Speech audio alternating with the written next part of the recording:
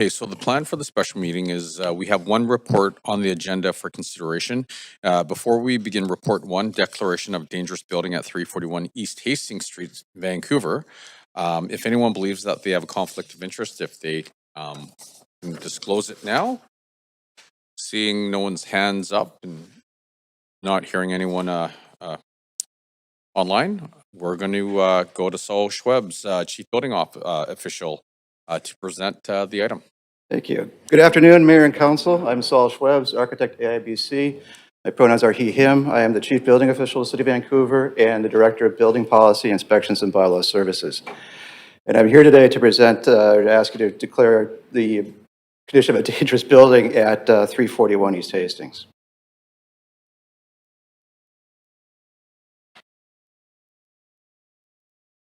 My slides aren't advancing. Sorry, my slides aren't advanced. Oh, here we go. Okay, 341 East Hastings. It's also known as a summer hotel. It is a 4-story building built in about 1910. It is unreinforced masonry with wood frame. It has been an SRO, 3 floors of residential above 1 floor of commercial. You can see in the picture, in the overhead shot, it's the narrow building in the middle.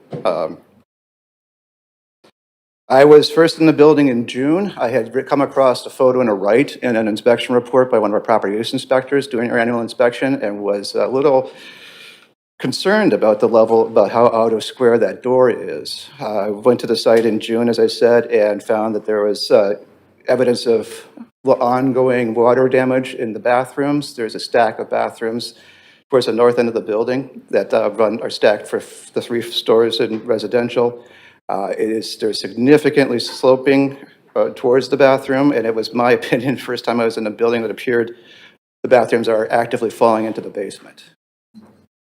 We went into the basement, which the owner first denied they had, but then was quite welcoming to let me take a look around. The photo on the left is the photo from my first visit. That you can see a whole bunch of rotting floor framing. Those are actually, we're supposed to have been at one point 2x4 NLT, which is a structural floor system where the 2x4s are nailed to each other. It's actually quite a strong floor system until it gets wet, and then it just rots and rots. And you can see actually that there is a toilet is visible in a bathroom on the floor above through the hole in the basement. You can also see these 2x4s, that there was ongoing efforts to do improvised shoring that was ultimately ineffective.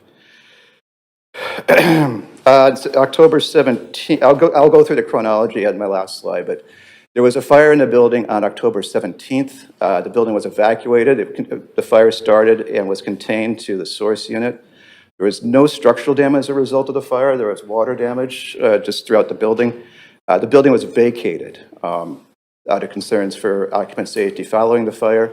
I took advantage of the building being empty to bring in another consulting engineer to look at with me. On the 20th, it was his opinion at that time that the building was not safe to occupy. I contacted an engineer who had done a report for us on behalf of the owner in September. He concurred with that assessment that now that the building is vacated, it not be safely occupied. And I should back up and say, the intention was originally we'd be able to shore up the building with the people inside it and make it safe. And as we started to look further into the building and got a better idea of its condition, we realized that wasn't possible. We engaged a contractor who did some remediation, just removing some of the finished materials so we could better view the structure. And what was discovered was there is it's hard to see in that photo there, but there is a beam that I've circled in red that is carrying up a large portion of exterior wall at the site, on the inside face of the light well that aligns with that stack of bathrooms. And this beam has failed. And we're seeing about 8 inches of settling in that floor, in that area where that beam has failed. And you can see in the photo, it looks as if the beam may be resting on a mechanical duct. And what happens in buildings in this condition quite often is that because of shifting and deterioration, we find that building elements that aren't intended to be load-bearing or structural actually become load-bearing, which is not great. So this is what we're finding. Here's the timeline, as I mentioned. June 19th was my first time in the building. July 9th, we ordered a structural assessment and shoring. We received a structural assessment in September. We sent out another order that aligned with that engineer's report and asked them to begin immediately shoring up the building and doing some more structural assessment. When we were there following the fire on the 20th, we found that none of that work had begun. And so that's one of the reasons that I get engaged with a different engineer and a different contractor to start doing some work. We issued the unsafe to occupy order on the 22nd as a result of that assessment. And on the 26th, we engaged a contractor and we're actively working to begin shoring up the building until on the 28th. Actually, it was the 25th. Workers who had been in the building the day before walked into the basement and said, I think the ceiling's lower today. And we found out that the building had settled 5/8 of an inch over the courses of 18 hours.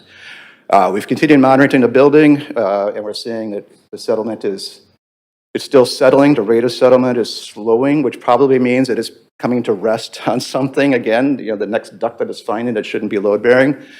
So, but at the same time, I was in there with the engineer last night. We observed that now the second floor is actually separating from the wall. So the rate of, we were measuring the deflection against the wall. That's kind of settled, but the floor is still moving. So it's quite evident that the building is still moving. In my opinion, and in the opinion of the engineer I've engaged with, it is not safe to go in and shore a building under those conditions. I should acknowledge that there is different levels of risk tolerance among engineers and registered professionals. Because I'm interested in public safety, I tend to be a bit more conservative. I don't think this building is safe to shore up. However, they have an engineer who suggests otherwise. So what we're intending to come and ask you for today is to a demolition order that the building would be demolished within 21 days. We're learning now, because we've been taking steps to prepare to demolish the building ourselves, it's going to take more than 3 weeks to get ready to do it. It's a very complex demolition just because of the location of the building, the narrow size, and yet the height of the building. It's a complex demolition. It's also structurally unsound, which also complicates things a bit. But so we've amended my estimate to when we'll actually be ready to start demolition. I think the earliest we'd be able to start working with Hydro, working with Coast Mountain, working with We're Safe to come up with a plan would be about 5 weeks, or 5 weeks, 35 days. So given that their engineer is convinced that he can go in and shore the building, find a contractor who will do the work and get We're Safe to sign off on the project, I'm willing to let them do that. And then while we're planning to bring it down, just beyond that 35 days, if they can work to shore up the building and have an engineer provide us a document that says it is structurally sound, I'm happy to let them do that. So we're kind of, the report, I think that it's been changed a couple of times. I'd like to give them 35 days to shore up the building and produce a letter from an engineer saying that the building is structurally sound, or demolish the building. If after 35 days they've accomplished neither of those things, then the city will move in and take corrective measures and knock the building down. Any questions for me? Okay, well, Council, thank you very much, Saul, by the way, for the presentation. Council, you do have 5 minutes to ask questions, and we have Councillor Meisner on the queue. Yeah, thanks for your diligence on this file. Obviously, a public safety risk. I'm wondering about the 35-day timeline while the building is being shorn up during that 35 days. Could there be a risk of a collapse in that period onto adjacent buildings, onto the sidewalk, into the alley? That seems like quite a long time. It is. And yeah, there is this, we expect a collapse and it's imminent. Well, it occurs within 35 days or not, we're not sure. I'd be hard pressed to find an engineer who could tell us when that would happen. Yeah. But we expect it to be a localized collapse. It's going to fail in the area of those bathrooms. How it impacts the exterior walls, we're not certain. It might create a cascading effect. But we're putting a plan in place. And the reality is, the soonest, as urgent and dire as the situation is, the sooner we can effectively move to remedy it by demolishing the building is this 35 days. Okay. So we're putting a plan in place. I'm meeting with Fire and Rescue to put a plan in place of what happens if we see a collapse. We're going to continue to monitor settlement. We're going to put some vibration sensors in, so if there is that collapse, we'll be notified. And we're just going to call 311, or 911 rather. Yeah, I hope 911 evacuate the buildings on either side and block off East Hastings and the lane as need be. What about the adjacent buildings? Are they vacant? I mean, I assume there's people living They're in not. The buildings building to next the door. west is an occupied residential building. I think there are 4 units in that building that are occupied.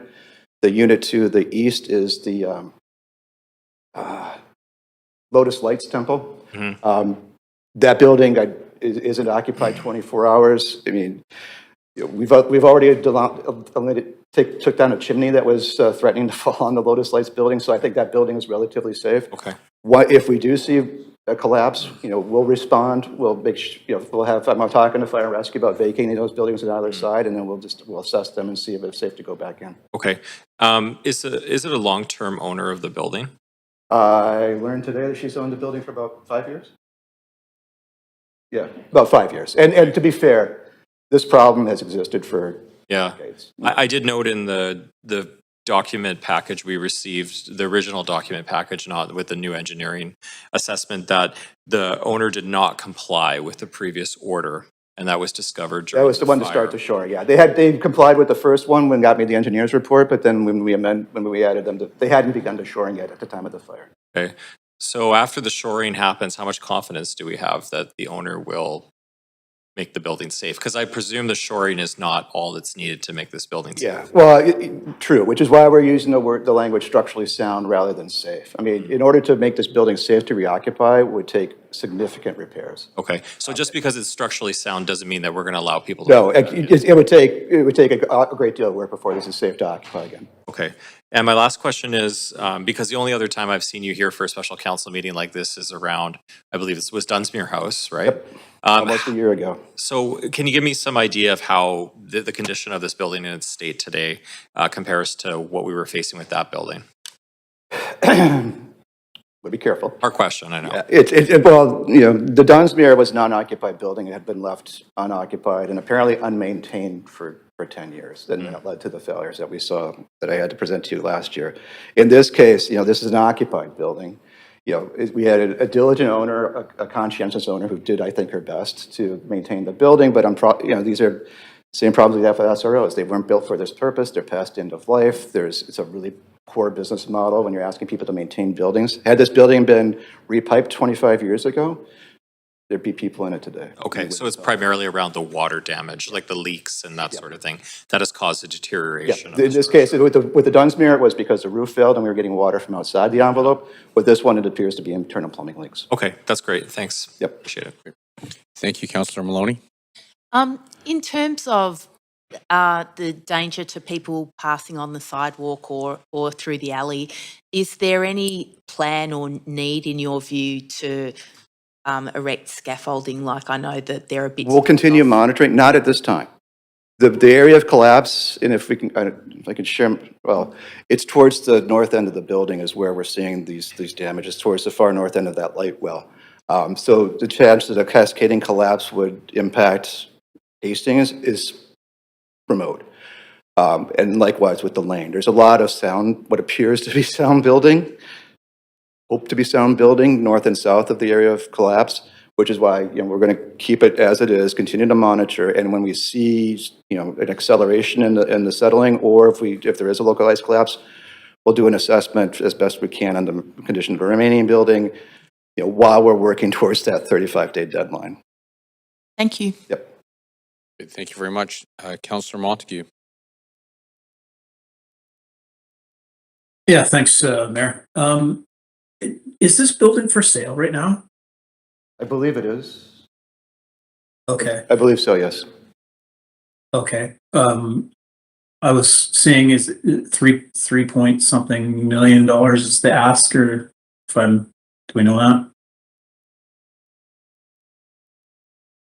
Sorry, was that Just wondering if we know what they're asking right now, or what do the not building's know. worth. I think it's worth about $3.5 million or something, or. I'm not sure. I'll have to defer to the owner for that. Okay. Answer. I guess what I'm getting at is what's the likelihood? Because I'm looking at the secondary engineering report that says that demolition, isn't the only option, that shoring this building up and having some quick ways to mitigate is also potentially a solution. And I guess I'm just trying to figure out what's the actual likelihood of that. If this owner has had the building for 5 years and has done little maintenance, what's actually going to happen in the next, 30 to 60 days.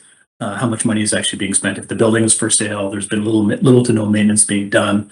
I guess I'm sort of just asking for an opinion on whether or not we think the owner of the building is actually going to go through with some of the much needed mitigation. Yeah, I can't speak to that. I'll have to defer to the owner for that one. But to my, question I would have is it even possible to do the work? Yeah, the likelihood of a, work safe giving a lot, giving a okaying a notice of project in a building this condition, the prospect of a contractor agreeing to take on this work in this condition, strikes me as remote. But like I said, I'm willing to entertain it. Okay, that makes things quite clear, though. Actually, to your suggesting that while demolition might not be the only solution, that an actual solution of shoring up this building is good luck trying to actually find someone to do that. Yeah, yeah. Okay, And then the other thanks. question too is then what? Once it's shored up. Right. Okay. Thank you. Great. Well, those are all the questions there. Okay. Is the property owner and their representative here to address council?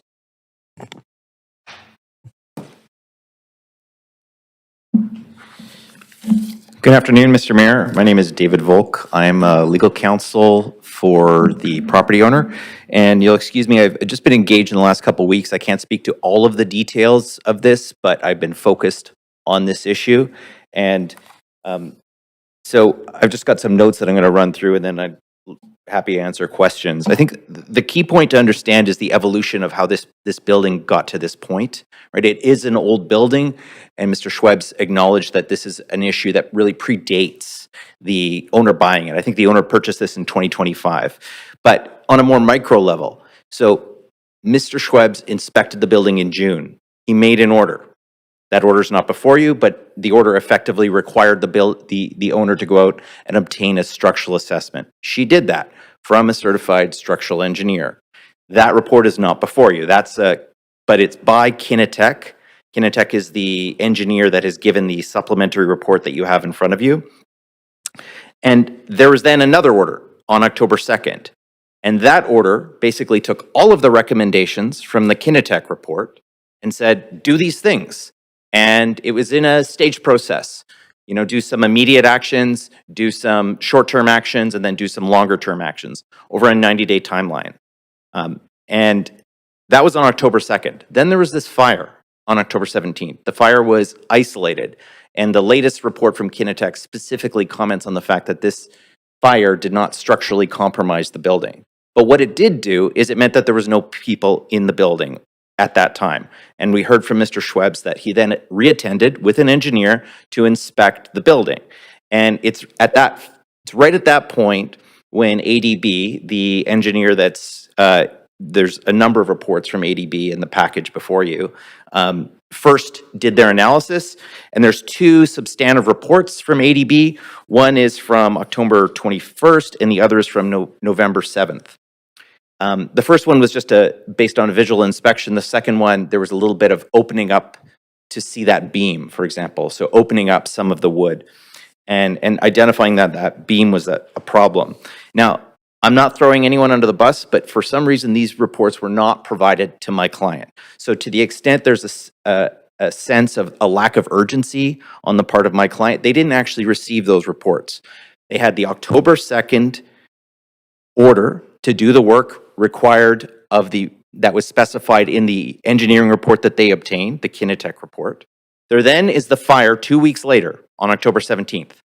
And so there's not a lot of work done in that 2-week period, granted.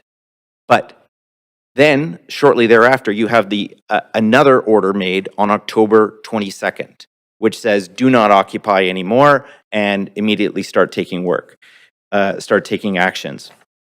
So what's happened is, I think it's significant that by not having those reports, this owner doesn't actually know what they have to do. They know that there's been a fire and they're being told that they have to get in there and shore, but they don't exactly know what to do, and it puts them at a bit of a disadvantage. So I'm just saying that from a process perspective. You can throw a lot of blame at the owner if you want, but from a process perspective, you did hear, I think, from Mr. Schweb's. This is not Dunsmuir 2.0. This owner keeps this building clean. Yes, there are structural issues, but it's occupied. People live there. There's 34 or 35 units. I'm sorry if I don't know the exact number, and these are predominantly people on income assistance, right? Now, they've all apparently been, they've managed to be relocated through services offered by either the city or someone else, but these people have not been able to get back into these rooms to get any of their things. So all of their personal possessions are still in this building. And this owner, who has been there since 2019, I'll tell you a little bit about her. So this is a privately owned and managed SRO.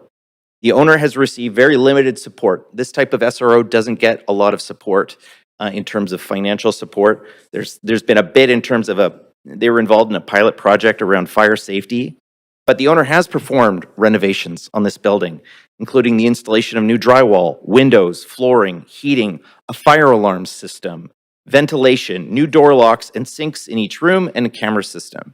So the idea that this owner is just sort of running this into the ground, I don't agree with that, and I don't think that's a fair characterization. Whether or not it's relevant, this owner distributes 300 to 400 meals to the neighborhood 4 times a year, and hands out treats weekly because she's involved in this neighborhood. She is the property manager. Okay? The person that is here in this council meeting is the person that is there on a daily basis trying to take care of this building. This is a major investment for her. This is not Holborn development that you're talking about here. And it's important that this report that's in front of you, you don't see the word neglect used once. It's not used. And if you want to relate this to the Dunsmuir matter, that was all about neglect. A building that was left standing for 10 years with nothing done. It had literally inches of pigeon guano in it. Floors that were fully collapsed. Broken windows. It was a blight. And it was properly removed. This building, it has gone from you need to do some work, you need to fix it, following the fire, to very quickly, we're going to demolish your building if you don't take immediate steps. And so what we've been discussing, and I've been trying to coordinate with Mr. Schwebs and the city generally, is the idea that she should be given this 35 days. And considering that Mr. Schwebs and his team are not ready to knock it down prior to 35 days, I don't think the city has anything to lose by allowing this owner to try to do structural engineering, and particularly introduce structural supports to shore up this building. It's the second floor that is the major concern, because that, if you go back to that diagram Mr. Schwebs showed with that one beam that is sort of supporting the second floor, it's impacted, or it is decayed, and that needs to be shored. And so I've been in conversation just this afternoon with the structural engineer from Kinetech, asking him, within 35 days, is it feasible? Can you get, assuming can you prepare a design for shoring? And could it be carried out within that timeline such that he could provide a letter, signed and sealed, saying that this building is structurally sound? And to Councillor Messner's point earlier, there is a big difference between it being structurally sound versus it being adequate to reoccupy from a life safety perspective. So you still have to deal with all the life safety aspects. You still got to deal with that. Okay, but what the question here is whether or not this building should be knocked down, right? And the order to the resolution, excuse me, is modified to say, because the version that I think was put in front of council, if you look at 2I, shore up and stabilize the building on the property so that it is certified in writing to be safe. I don't think that wording safe is workable, because I asked the question, what engineer is going to say this building is safe, right? But structurally sound, my client's engineer has indicated that he could provide that assurance, assuming that the structural work that he designs is carried out by a contractor. And certainly there's obligations and barriers to get through in terms of satisfying work safe, et cetera. But I don't see it a major impediment to this solution that's in front of you.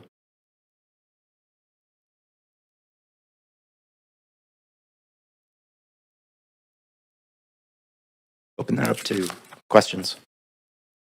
Hey, council, are there any questions? Councillor Meisner? Is this to the owners council? Is that the, This is, or to yes. staff as well?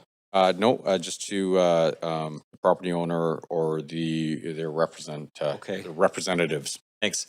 Good afternoon. Thanks for being here. A couple questions. You mentioned building purchase in 2025 and then you said 2019. So I'm not clear on how long this person has owned the building. It's 2019. So my understanding is she's owned it solely. It's a company. So we're talking about the principal, though. Mhm. Since 2019, she owned it. She was a part owner of the building prior to that. Prior to Uh, 2019? Yes, but Okay. I don't actually know the details of that. Okay. I don't know if you saw the presentation with the photos from inside the building. And it's more of a question for Saul, but I understand I might have to ask him later. I mean, you mentioned the building being in good condition, renovated, new sinks, etc. That's not what I'm seeing in these photos. It's incongruent with what you described, I- showing a interior in terrible condition in these photos. Well, I don't think I said the building is in good condition, and if I did, I apologize for that. But I think what I'm trying to make the point is that the building is not in terrible condition. It's not, the order, the resolution says that it's vacant and dilapidated, and that you should therefore describe it as, conclude that it's in dangerous condition. But that actual language comes from the previous report from the Dunsmuir building. This building was only vacant for, days because of the fire, right? And I don't think it's in a dilapidated condition. Dunsmuir was in a dilapidated condition. I'm looking at those photos. Yeah, I wouldn't want to live there. Not many people would. But this is SRO housing, unfortunately. But it's housing for people. I agree with that. regardless. Okay. Gosh. Explain to me why the owner, considering they're the property manager as well, so more involved in the building than your typical building owner, did not receive the reports that you mentioned. My understanding from Mr. Schrebs, it was just an oversight. On whose part? The city's part. In terms of what? Delivering the reports? I don't understand why they didn't receive the reports. Because Can they you weren't. elaborate? I don't understand why they weren't received either. They weren't provided. That's the point. Okay, so are you alleging that the city did not provide the reports to the owner? I wouldn't use the word allege because I don't think anything was intentional in terms of withholding the reports. But I'm saying that the reports weren't provided. By the city of Vancouver? Yes. Okay. Let's see here. Sorry, just, I'm going to stop your timer for a second. Yeah. So I'm curious as well. So clerk, just a point of procedure, can the councillor ask our city representatives if we did deliver that report? Is that okay? Okay, great. Yeah, Is that possible at this time? evidently it is. Okay, great. That was going to be Thank my you. next question. Thank you. A question for the chief building official. Are you aware of any issues around the delivery of those reports? Did the city indeed send or forward those reports to the building owner or the representative? No. And I could explain it. It was a bit of an oversight, but essentially, at the point when the owner has been telling me that she hasn't had money to deal with the problem. So after I was in there on the 20th, saw that the shoring hadn't even started, it was my decision then to take immediate corrective measures, which I can do under the Vancouver building bylaw if someone fails to to comply with an order. So in the interest of preserving the building, we stepped in with an engineer of my choosing and a contractor of our choosing to begin doing that work. And so a lot of the reports that we're mentioning occurred after, or were produced after that decision was made. Okay. That we were going to take action. Basically, and I'm happy to provide them to them now. The story they tell is that the more we look, the worse the building is, essentially. That's what the reports say? Yeah. Like the more we look, the worse it got. Okay. Can you comment on those photos of the interior that I was referencing? There's one with Yeah, and I'm, toilet, a hole in the ceiling. yeah, and it's a pretty nuanced answer, quite honestly, about how nice an SRO is, because at some level they're all crappy, and none of us would choose to live with them. I don't think anybody who lives in an SRO necessarily chooses to, but some are kept better than others. Yes. As the buildings are, the buildings are not aging well generally, but a lot of owners do work to keep them as nice as possible for the tenants. Mm-hmm. You know, the floors in this case were clean. You know, somebody was mopping last night when we got there, when I asked them to stop, you're not supposed to be in here. But I mean, I think that indicates the level of care. The problem is that, you know, and they were even doing some work to fix the plumbing issues, but those works, just adding more concrete to the floor to try and stop water, were just making the problem worse. When are those photos from? The photos that I showed, the first two were from the basement, which is not open to. When were they taken? When, that was, the first two that I took were in June, when I was first inside the building. The second two were taken once we started doing exploratory work after the fire, so I forget exactly which dates What those were about the taken. interior photos? That's what I'm referencing. Oh, those inferiors, those were, I believe, actually from, those were from before the fire, I believe. Before the fire, Yeah. so it would have been before October. I think so. Was it this year? Yeah, it would have been this year. The photos are from this year. Yep. Okay, thank you. Yep. Councillor Dominato? Oh, thank you, Mayor, yeah, and I'll try not, hopefully I don't repeat questions, I had to step out for a moment. Maybe to the owner's counsel, legal counsel is here. I just want to clarify, I think I heard you say that the owner could stabilize the building.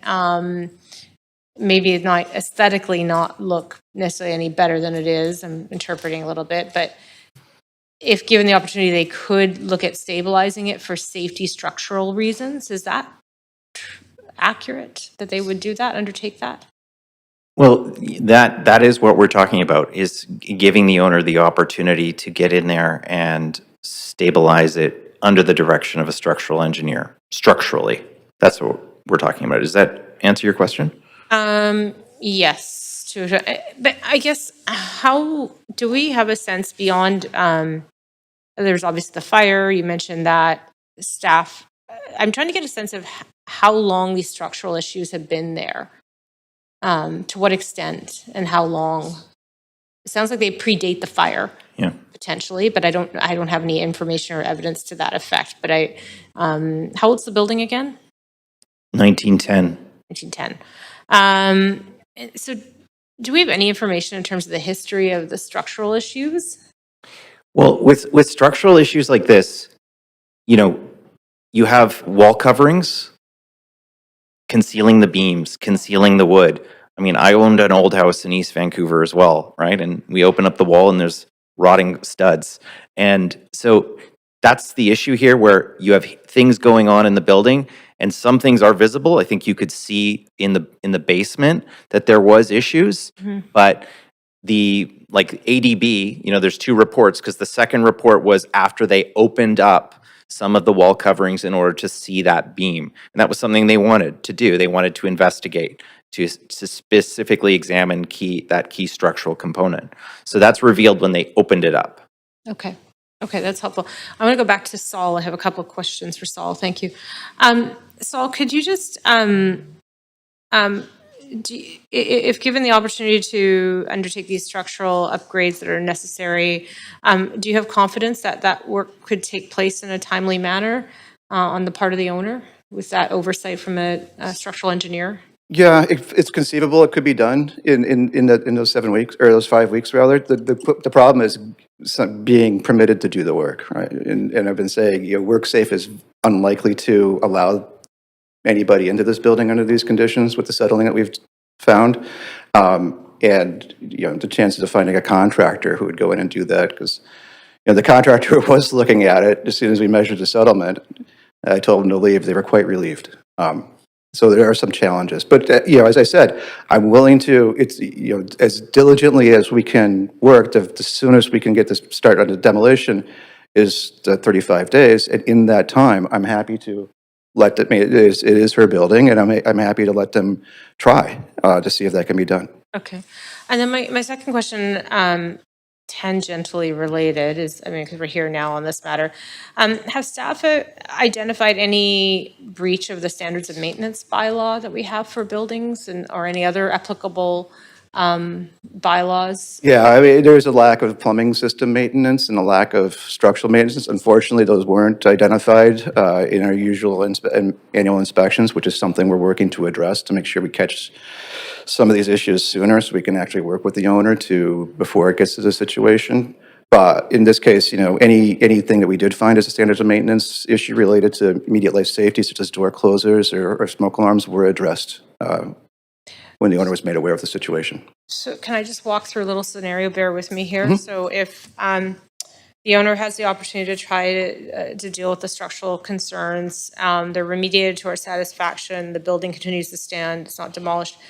What about those infractions that you just mentioned in terms of plumbing and others? Is there going to be any follow-up on those matters in terms of the city? Yeah. Well, at that point, it would become, it's going to be once it's shored up and made structurally sound, it's not ready to be reoccupied, right? So, if it is the intention of the owner to renovate and repair and reoccupy this building, they'll have to go through a permitting process, which will address a lot of those issues. So, it's not just shore it up and let people move back in. It's shore it up, fix it, which is a lot, and then we'll let people back in. And then those would be the next steps involved prior to sorry. any kind of occupancy. You're at, Okay, I think I have the answer I was looking for. Thank you. Yep.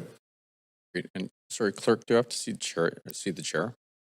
Okay, great, thanks. Okay, a lot of my questions have been answered. Is there a risk to safety to the public right now? I guess this question's for Sol. I don't think so, not immediately. As I've said, given the location of where we anticipate that there'll be a localized settlement or a localized collapse, which is just that bathroom stack, should there be a further cascading collapse, we don't think it's going to impact the building significantly to the immediate east or west. We will be, should something happen, we'll be keeping an eye on both those buildings and on the subject building. And there's an awful lot of meat left at the building north to south. So, the lane and East Hastings, including the sidewalk, should be safe in the event that there is a structural collapse. So the risk is really low to public safety. Yeah, I think so. Yeah, and we're putting a plan together. We're working with fire and rescue to put a plan together of what if we see it. I guess the second question is, okay, so now we dealt with the human aspect of it. Is there a risk of liability to the city by leaving the structure up? If the building collapses and it affects that neighboring building? Yeah, I'll let Grant take that one. It's Grant Murray, Assistant Director of Legal Services. I don't think that it's possible to say that there would never be any liability in the event that there was a catastrophic collapse of it, but we're quite comfortable with this position, and we believe that liability can be avoided by them taking the steps to try to make it structurally sound, or in the event that they fail to do that, the building would be demolished under the revised resolution. Okay. So, I don't think that I would ever take the position that there's no potential liability, but I think that it's certainly manageable liability, particularly in the way that we've structured this so that they're supposed to try to shore it up, and in the event that they can't, they are also entitled to demolish it, and in the event that they don't do either of those things, the city can step in to demolish it. Okay. And I'm to some extent benefited by Saul's insight that it seems that it would be an internal collapse first. So okay, actually, I have another legal question for you here. Let's say this all works, and in the time between today and demolition, the owner is able to get approval by WorkSafe and find a contractor who will actually do it, and they agree, and we all agree that you can fix it structurally. Then you open the walls or do whatever, and you find out, yeah, this thing isn't livable anyways, even though the structure is sound, and or the repair costs will be through the roof. Is the city liable or at risk of being liable for any issues? I.e., we approved a path, and then all of a sudden, the proponent can come after us and said, well, you told us this was okay, and we did this work, and we made a big financial commitment to it, and you always knew that this wasn't going to work anyways.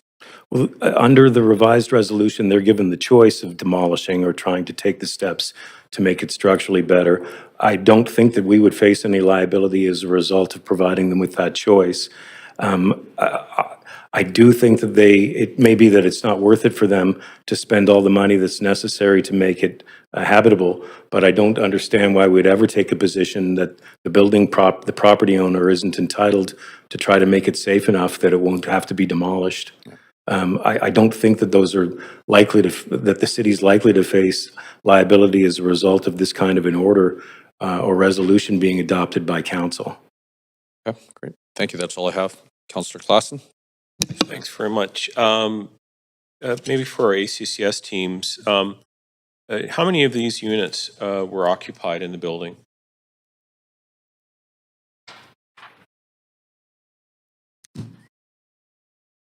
First of all, how many units are there and how many were occupied? Celine Mobles, Managing Director of Housing and Homelessness Services. Our understanding is that there are 34 rooms. After the fire, ESS was activated, and we did provide, or 18 tenants did register with ESS for supports. Mm-hmm. So there are 35 units there and 18 residents. So the residents have been put into different accommodation? Yes, we activated ESS. We worked with Aboriginal Front Door to activate shelter space for a total of 27 nights, so we had an extension. They were provided with some credit cards for kind of urgent supplies, and they worked with our homelessness services outreach team. We've housed 5 of the displaced tenants, and we're working with some of the remaining tenants. And do we know if it was mentioned that they have belongings left in the building? Is there any way of being able to mitigate that issue?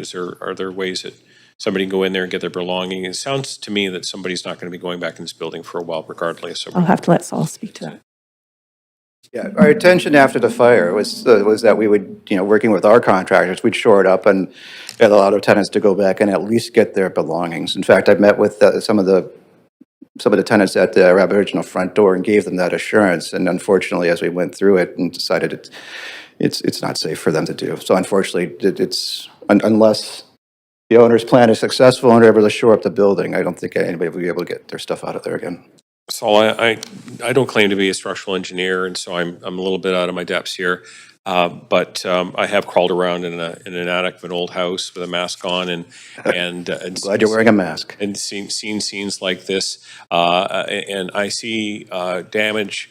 First of all, I see sewer pipes that were probably installed 20 years ago next to pipes that were probably installed 70 years ago. Some weird ducting that's been sort of draped across there. Hoses, trying to clean up. Obviously, I see little worms on the side of the wood there, which tells me that they're eating away at the wood. And that's not something that happened in 5 years. That's not something that's been going on for probably 10, if not 20 years. I'm estimating 10 to 15 years that there's been water leaking in this building. Yeah, and even though I can only look at these photos in the report, I'm assuming this is an area that probably covers at least 30 feet one way or the other, maybe even larger in terms. Yeah, it's a significant area that's settling right now. Okay. Maybe just to the representative of the owners, they must have, if you said they purchased the building in 2025, is that what I heard correctly? 2019. 2019. So this kind of condition would have been evident had they done an inspection at that time. Have they explained to you, what they saw when they purchased the building and how it may have got worse over this time? Because this is not something that's happened in 6 years. This took a long time to get to this state. And I don't have the information responsive to that question. Okay. Thanks very much. Maybe back to you, Saul, really quickly. I'm afraid it doesn't, but it's an opportunity for me to ask this question. How many times do you get to go in to the basement of buildings like this, in particularly in this neighborhood, and see scenes like this? This seems to be like, I'm expecting this to be pretty common with a lot of buildings that are here. We're seeing, it's not unusual to see water damage in most buildings, in most SROs at some point in the building, often in the basement. This one is pretty extreme. And it should be clear too that what we've learned then is what we're seeing in the basement is secondary to what we've uncovered at that second floor with us above the retail shop where there's that broken beam. That we don't see very often, thank goodness. Yeah. Yeah, again, I don't like to pretend that I'm surprised at these things, but I am a little speechless at the state of the building structure right now, and it brings a lot of concern to me. So, Yep. but I'll leave my questions there. Thanks very much. Thank you, Councillor Orr. Yeah, thanks. This is just been following along. This is pretty interesting stuff, and my first meeting like this. But just go over, if I could get staff to just kind of go over what if this building is unable to be habitated again, if the shoring doesn't work up, what are the processes the city that will happen following that in terms of looking at the conversion fees and sort of conversion by neglect. And assuming that the owner would not be able to pay those, and knowing that the building is for sale. Can you walk me through some of that? And you might not have the answer now because it's kind of speculative, but I'm very curious at what the city's options are here in terms of if this is unable, and then potentially if the owner is unable to pay, what is there something where the city could take possession of this building? It's kind of what I'm getting at. No, so should council approve the recommendations before you today, the property would remain designated under the SRA bylaw, which would mean that there would be able to be potentially some housing benefit negotiated with any future redevelopment of that site. In terms of the conversion fees. Correct. Council has the ability to attach conditions to a permit. One is a fee, but there are other housing benefits that could be achieved through the SRA bylaw. Okay, excellent. But in terms of, because I'm just thinking of, down the street and expropriation, is expropriation generally sort of a last resort kind of thing? Or when does that happen? I'm just sort of. Sorry, this isn't about expropriation at all. If the city wanted to expropriate the property, that would have to be a separate process altogether. As I understand it, if this is followed, the building will still be there and it will be structurally sound. That's the goal of the resolution, and that's the goal, from what I understand it, of the property owner. But if there's a concern about expropriating this property, that's not before council today, and we could discuss that at another time. Perfect. That's what I wanted to know. Thank you so much. Thank you, Councillor Meisner. I just have one more question. I don't have a ton of time. In the ADB report, this is for Saul. That's the city's report, correct? Yeah. Okay. So it says, due to the active failure state, any ongoing or attempted shoring operations are considered critically unsafe and must cease immediately. And then it recommends immediate emergency demolition as strongly recommended. So I guess my question is, how do we weigh the two reports? Because we have the city report and then we have the report commissioned on behalf of the owner, I'm presuming? Yeah, well, as Which has more weight, I guess is my question. Because that's a pretty strong statement. It is, and it's kind of a question of risk. It's a question of risk tolerance, as I mentioned before. I could give an analogy of miners are working in a mine and they hear the timbers above them cracking, and some people run out and some people continue digging for gold, and sometimes they don't make it out. It's almost that sort of scenario, and just my risk tolerance in the interest of looking. Safeguarding public safety is a bit more conservative. Okay. And Andrew's, I've worked with him on a couple of projects now. I think his risk tolerance aligns with mine. Okay. And so I would never ask anybody to go in that building and conduct repairs. And I'm sorry, we're a little over time there. Councillor Dominato. Thank you, Mayor. Just a quick clarifying question, because I think I'm the last one on the queue. And before, so we have the report and recommendations before us, which is to move order demolishment of the building. I heard, and I just want to clarify this through staff, I heard that staff were suggesting that there could be a move to give space for the owner to potentially try to structurally remediate. Yep. And if that can't be done within a certain time, then the building would be demolished. Yeah. Is that a correct assessment? Yeah, essentially 35 days is the quickest we could probably start with the demolition. So within those 35 days, I have no issues with them trying to make the building structurally sound in the meantime. Okay, well, in that case, then I'm going to move a recommendation. Just give me 2 minutes here to do that, to send it to the clerks for council's consideration, so bear with me. Have we moved the report yet? No, we haven't. I'll move it, and then I'll move a strike and Is replace. there a seconder? And can we please reset the councillor's timer, please? So just Is bear there a seconder? Okay, Councillor Clausen, thank you very much. And if you could move me to an amendment queue, I will move a, Great. Councillor Clausen, you're actually in the amendment queue. Can I move you forward? Get you out of there. And then Councillor Dominato, please go ahead. so this clerk's is a strike and replace amendment of the staff recommendation. Sorry, just try to fix the formatting here.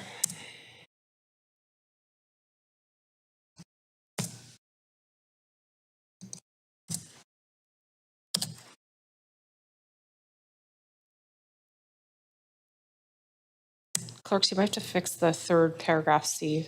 Apologies.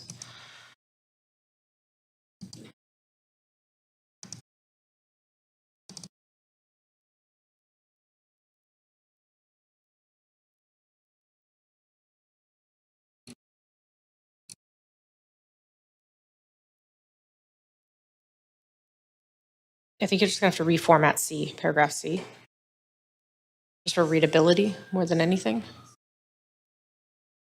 Maybe I'll speak to it while you're doing that. So council, just listening to the discussion and the question and answers back and forth, proposing that we move an alternate recommendation that would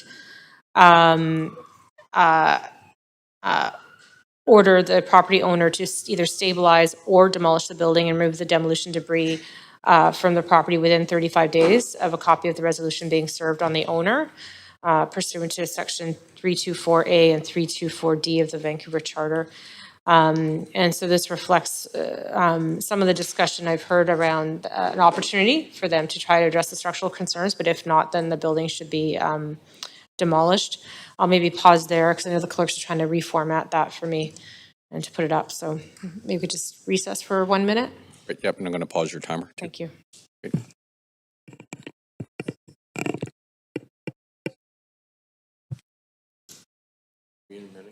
We're,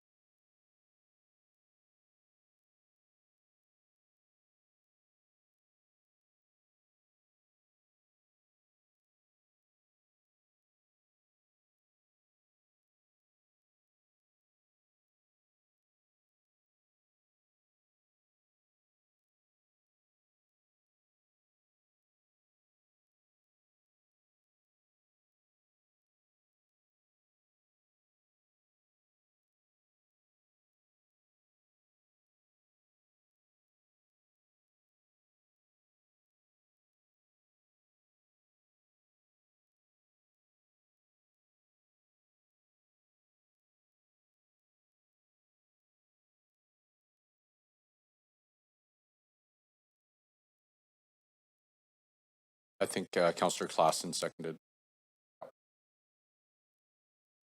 Thanks. Okay, Councillor, I'm going to start your timer again.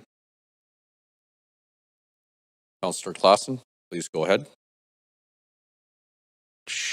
Thanks, Mayor. Just to the chief building official, there's clearly a lot of water that is leaking into the building, and just sort of following what's going on outside right now. We've got an onslaught of atmospheric rivers, a lot of rain hitting the city right now. Is this structure have a decent amount of tarping or other measures to try and prevent more water ingress during this time? Yeah, there's two things we can do. In fact, in owner's structure. Mike, for a sec. Okay, thanks for the question. Yeah, there is a lot of work that needs to be done in that regards. In fact, the owner's engineer's initial report that I received in September recommended stopping leaks from the envelope, tarping the roofs and doing some simple envelope mitigation. And that was included in the report I issued October 2nd, I believe. There's been a few reports in the orders now. And then the other thing we will do is turn off the domestic water. We'll keep the sprinklers running, operational, but we'll shut off the domestic water. So there should be no more water flowing in through this building. So if we were to do this alternate recommendation, we'd have a 35-day window there. Is it possible that some kind of warning or maybe some something around the front and back of the building could be put there just to make sure? Yeah, I would hope. Nobody yeah, gets too close to it, if you'd like, or hangs around underneath, because that would be a concern if there was structural failure. Yeah, I would hope that given that it's part of the engineer's initial report was to do a bit of envelope, address the envelope to some measure. That On the would still be- sidewalk and in the alley, I'm thinking as well. So just something to make sure that people are not sort of pitching a tent there or sitting outside. Yeah, we can work with CPS and BPD to come up with Okay. with something to mitigate that. All right, Yeah. that gives me some comfort. Thanks a lot. Thank you very much. Councillor Dominato. Thanks. I just wanted to add a couple of comments further to this. Appreciating that this, gives the owners a bit of time to try to work through the issues. But I do want to reflect some persistent concerns, because I think this isn't the first time as council that we've seen instances of structural concerns. And we've obviously, I know that council referenced the Dunsmuir building and other instances of buildings falling into disrepair, and the owners, in some of those cases, not taking the due care that's necessary for them. And so I think there is a broader issue, and I know that we dealt with I think we dealt with the bylaw earlier around, it's been a long day, a couple days already, around vacant buildings and trying to do more to address that in future. But I do think, I don't want to simply vote on this and not acknowledge that this is a growing concern, and there is a responsibility for owners when they acquire a property to take care of them. Just as like any homeowner has to take care of their properties, and both on the structural level. And I also hope that staff are indicating there are concerns around standards of maintenance and that those will be pursued. So I think it goes without saying that there's some responsibility and accountability that comes with property ownership. And I think council's offering some flexibility here, and that's what the motion achieves. And so I'll leave it there. Thanks. Thank you very much. Councillor Meisner. Yeah, thanks so much, Mayor. You can probably tell by my questions, pretty frustrated about this situation. This building is posing a life safety risk. I think that's a fact, and it's vacant, and I feel terrible for the people that have been moved out of there, and some of their belongings are still inside, and I'm concerned about the comments from the CBO around their concern that WorkSafe BC may not even, or would be unlikely to allow anyone into the building, considering the conditions that they observed around the settlement of the building. So I don't have a high degree of confidence that this building can be successfully shored up. And I'm frustrated to see, regardless of circumstances, which I don't have full line of sight into around challenges of owning this building, to see a building like this, that's a historic building in our city, deteriorate. I don't want us to forget that, people were living in this building, and it's in terrible shape, in my opinion, based on the photos that I've seen of the interior and the structural issues. So I'm feeling pretty conflicted. I was looking at the building on historicplaces.ca, which is a collaborative organization, federal government, provincial, documenting historic buildings around the country. And it's listed there, and it's a beautiful building. And, it'd be terrible to see this, at least this facade, lost. I know with the Dunsmuir Hotel, we did lose that facade, and that's really unfortunate. So I'm willing to support this alternate recommendation just to save the facade, and on the very small chance that we might the building may be able to be shored up successfully. But I'm pretty doubtful based on what I've learned today. Okay, thank you, Councillor. And just noting the time, we're getting very close to the 3:15 witching hour, which means actually about 3:11. Councillor Claassen. Just one question, Mayor, through you to staff. We're all very familiar with the SRA bylaw. There are 30 some odd units in this building here. If this building is demolished, presumably some of that bylaw would be enacted. Sorry, it's Grant Murray with Legal Services. A per unit charge that it would be applied there. That would be up to council later at the permit stage, but the bylaw was amended to say that a property that is demolished as a result of a 324A order is considered to be demolished within the meaning of the bylaw. So that would still have to be sorted out later, but that's certainly, there was an amendment to that effect, and it says that if you're going to get a permit, you might have to get it later. Okay. The reason that I'm being impertinent and standing up here is that the proposed resolution needs one further amendment that we've agreed to with council, is that rather than it saying that it would be safe, that it be certified in writing as safe by a registered professional engineer, that it would be certified as structurally sound by a registered professional engineer. My understanding is that part of the distinction is about whether it was to be occupied or not, and that we were essentially setting them to fail because nobody would certify that it was safe, but they certainly might certify that it was structurally sound. So that's another amendment that we're recommending. And as part of this overall amendment, this was agreed to after this was circulated to staff, to council. So that's on me, and my apologies. I'm all done. So if there are, Great. Thank you, Thanks. Councillor Kirby-Young. Yeah, thanks. So catching up here. So just cutting to the chase quickly, theoretically, the owner could invest, and I say theoretically, and shore this up, but just if the building is structurally sound, doesn't necessarily mean it's habitable or it's in livable condition, correct? Yeah, it would not be habitable. It's structurally sound is a pretty low bar for a Right. building to meet. It would not be safe to occupy without a lot more additional work. And maintaining a building of 1910 building, first of all, it probably is going to cost a chunk to shore it up. And then once it's shored up, it could sit there vacant for a long time because it's going to cost a lot to renovate a building of this age, would it not? Yes. Okay. Yeah, and just the structural repairs that would need to be made to this building, even once it was sound, they'd have to remove a lot of the floor system on the second, third, and fourth floors, just pull it out and replace it, and then address all the beams and columns that are at issue. Yeah, and that sounds like quite an endeavor and a genuine effort for a building that the owner has let deteriorate to this condition, that we would suddenly see that love and attention. I guess my question, can you just recap quickly for me? Does the SRA bylaw apply in which scenario and to what degree? I'll leave that to Grant. Sorry, all the rooms in the building are designated under the SRA bylaw. If the building does not get demolished, then it's still a building pursuant to the SRA bylaw. In the event that it is demolished under a 324A order, then it is, that's deemed to be a demolition that requires a permit. And that would have to be sorted out by council later in relation to whatever conditions they wanted to impose upon the permit.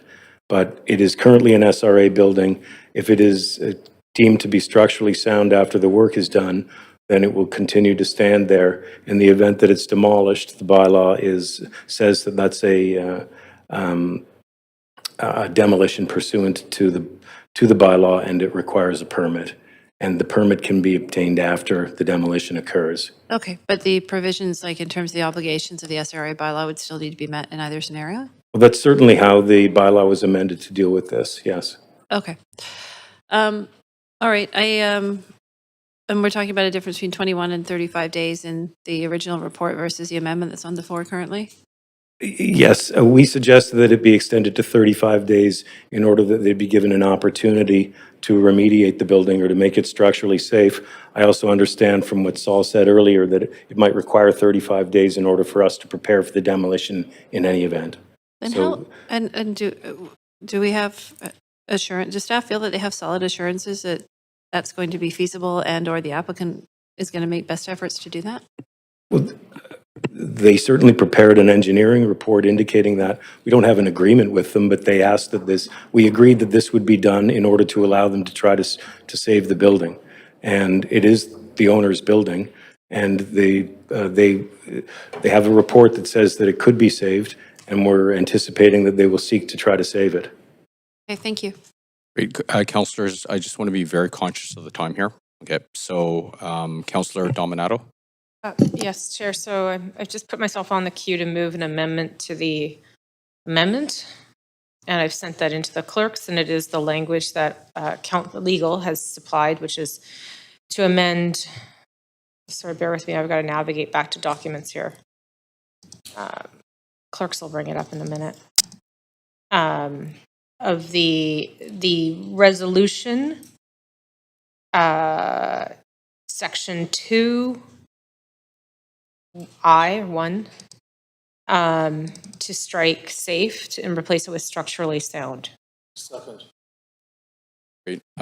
Council, is there any discussion on that?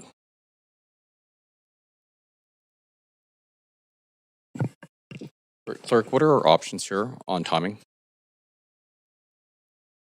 We can recess. You can recess. We're just giving guidance.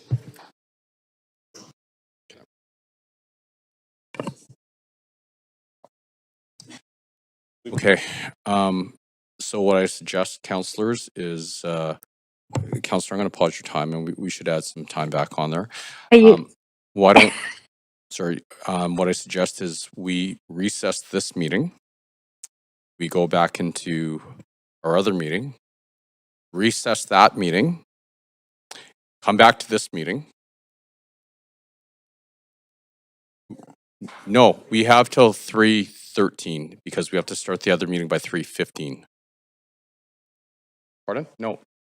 No. No.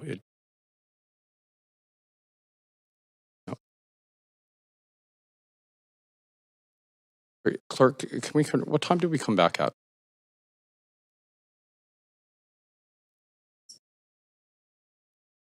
Yeah. Yeah. So we have to recess this meeting because this is going to take more than 3 minutes. And so let's. Okay. That's good. Thanks. Councillor Meisner. Okay, so quick question is to Saul, do we have any assessment of whether or not the facade could be saved? And if we wanted to save the facade, would that be a condition we would impose at the demolition permit stage when it comes back to council? I'm not sure if we could. I mean, given the unstable state of the building, I'm not sure how practical that would be. And yeah, I'd have to get back to you on that. Okay. Okay, thanks. That's it. Great, thank you. Councillor Dominato, should I add you back to the queue? Call the question. Okay. We're going to call the, and do we have a seconder on the amendment? Yep, thank you, Councillor Joe. Great, any discussion? Okay. Do we have to bring it to the voting panel? Is that correct? Councillor Orr Maloney, can you please vote?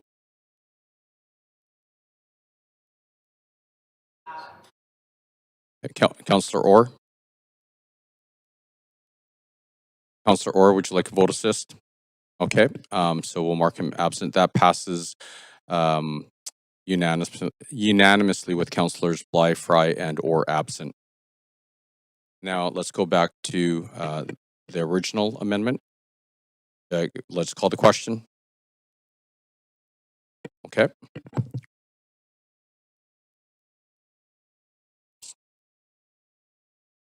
Great. That passes with Councillor Kirby-Young in opposition and Councillors Bly, Fry, and Orr absent. Okay, so we have to call main motion. We're going to call the vote. Great.